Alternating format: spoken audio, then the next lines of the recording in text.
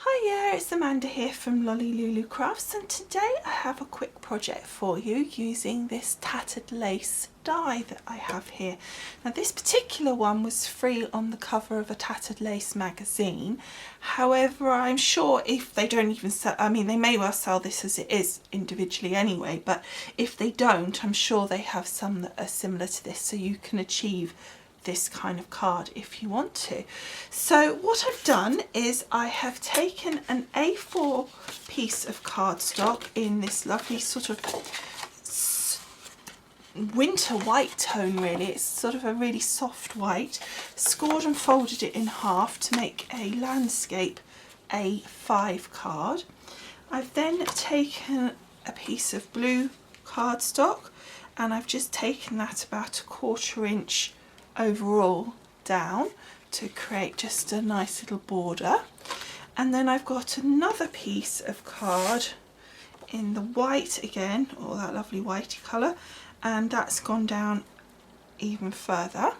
So we're going to put, I think that's another 1/4 inch again overall, so it'd be about 1/8 of an inch on each side. So the first thing I'm going to do is attach these pieces of card to the front of our A4.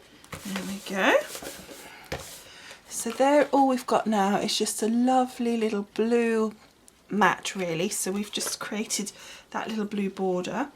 So then the next thing that I did is I took my die and I put it through my big shot. The sandwich that I used was my magnetic plate, one clear acrylic plate, my paper, then my die, then the top acrylic plate. I put that through once, a little bang like that onto the table, and loads of it sprang everywhere, and the die, the paper just popped out of the die. It comes out perfectly. It was really good, and I think you'll find that with all the tattered lace. They're incredibly detailed, but don't be put off by that because they really do pop out so easily.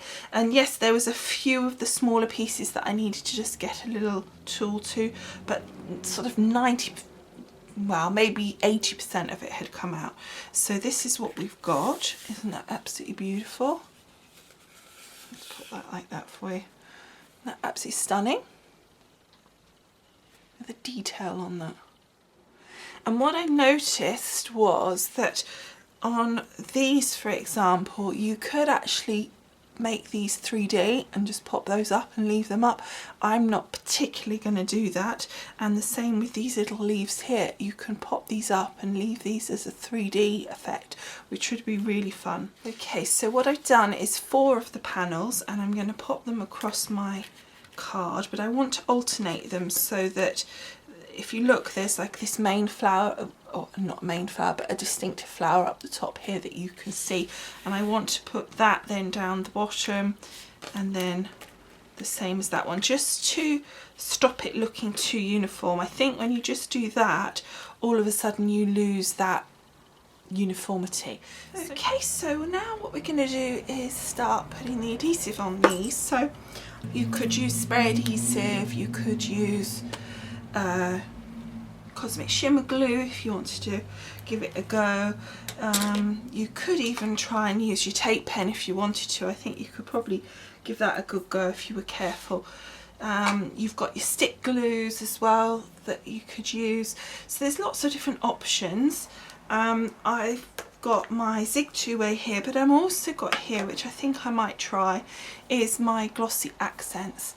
So all I'm going to do is just gently put a little bit of glossy accents on the back. Now the beauty of using my glossy accents is that it gives me a little bit of time to position things and to, you know, it's not going to set straight away. The zig, you're almost fighting it, it's almost setting before you've had a chance to finish putting the glue on. So just starting at the top here, so we don't need to go crazy. I'm just going to go around all the edges, and I'm literally, and the other beauty of course is being that it's clear, you're not going to see any of it if it should have a little leakage. And you don't need to go on every single little piece. I know I'm a bit of a nightmare for that, but I'm just going to go around the edges and just some of the main pieces like the flowers and the bigger leaves, etc. And some of the little stalks, just because I can't help myself, but it does help just to give it a little bit of stability if you do some of the pieces there. And the glossy accents is a really nice adhesive for this sort of thing. And it's the ones that are poking out kind of loose that you want to make sure that you've got.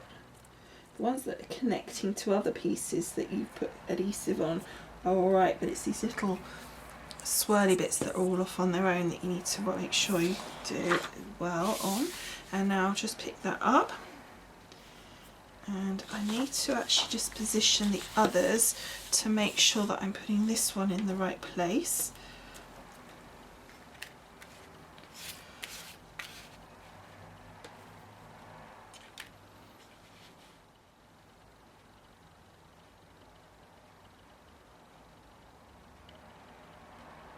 So then just positioning that. And that looks about right. And then just gently pushing that in place and then just moving that over just a tiny bit where it needed to. Okay, happy with that. So now we'll do the next. Okay, so there's our finished card and I think it looks absolutely stunning. And all I've done now is I just added in a blue mat and another white mat on the inside just to bring that through, and also it just strengthens the back up because we've put quite a lot on the front. We've got 1, 2, 3 extra layers of card, so if we add that extra layer at the front, it kind of it balances that weight out a bit better as well as making it just look nicer when you open it up. It just links it all together.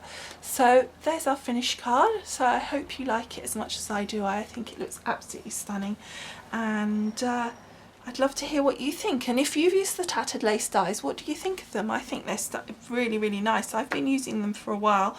I haven't, I don't think I've really shown you any projects on video with them actually for some reason, but I have been using them some time and I love them, and I thought it was about time I shared some with you. So I hope you like it. I hope you like the look of them, and I will see you again next time. Thanks so much for watching. Bye.